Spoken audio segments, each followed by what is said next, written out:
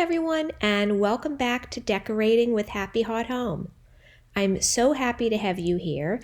This is part 2 of a decorating video that I started last week where we were decorating our sunroom / living room. This could be obviously any room in your house, but I am showing you how in my prior video I decorated our Christmas tree, and in this video I'm going to show you how I decorate our mantle. Again, I'm so happy to have you here. Let's get started. In prior years, when I decorated our mantle, I had the garland sit on top of the mantle. But this year, I'm trying something a little bit different because I want it to sit more on the face of the mantle, on the very front of it, and have a cascading look. And that's really not that easy to do without having something for it to attach to. And in this case, I am using chicken wire, and I am using command hooks to attach it to the mantle.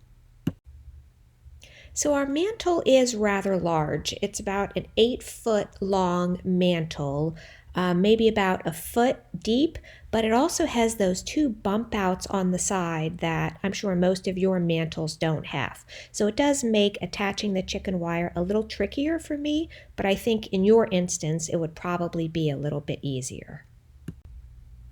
So I'm going to start my mantle design by putting on my first layer of garland.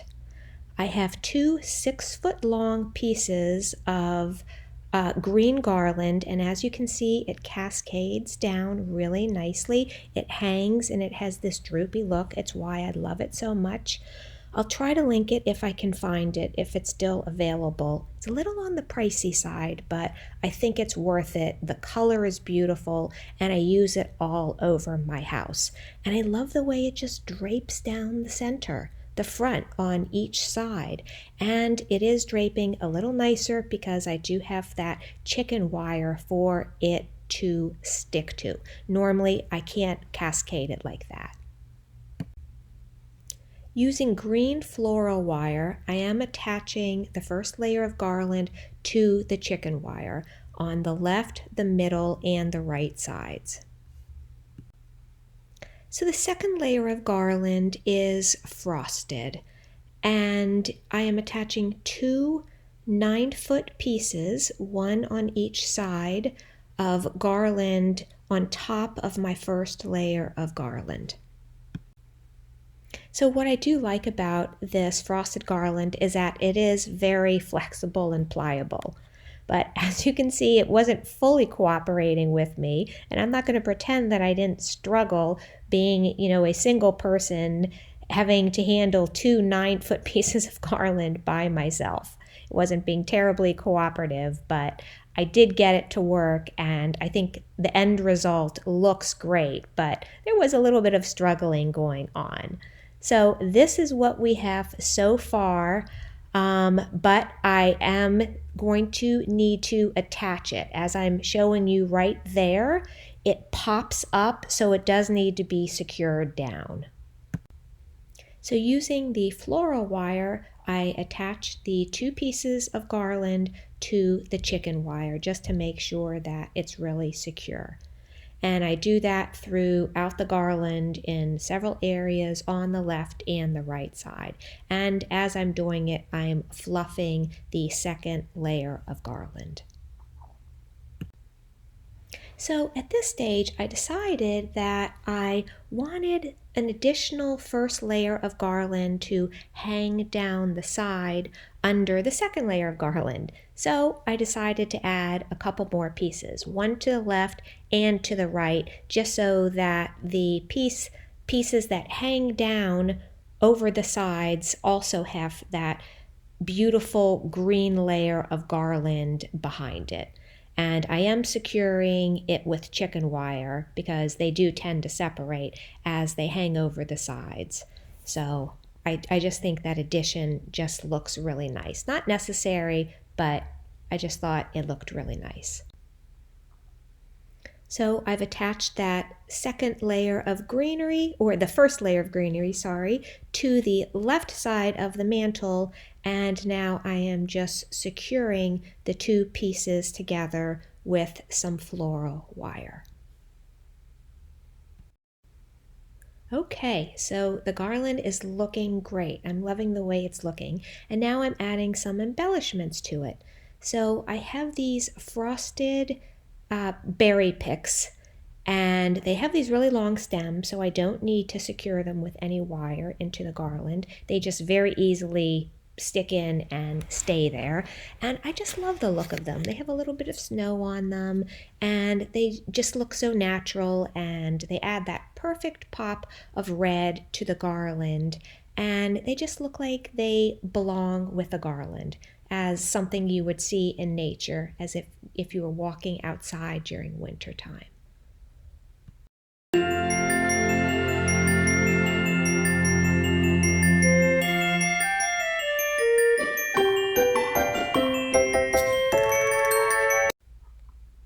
So what I'm going to do now is add a little bit of garland to the top of the design.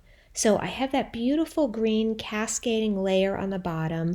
I have the frosted garland in the middle, and now I'm just adding a little bit on the top just to give the top of it a fuller look similar to the bottom. I'm not going to add a lot of it because I don't want it to take away from the cascading effect that it has, and if I do add too much of it, it'll look too linear. So I'm just going to add a little bit in select places to the top of it. So the garland I'm adding to the top is different than the one in the bottom. It is the same type of greenery. It is cypress, but I have taken a bunch of it and I've just cut it into little pieces, and I'm adding it very selectively.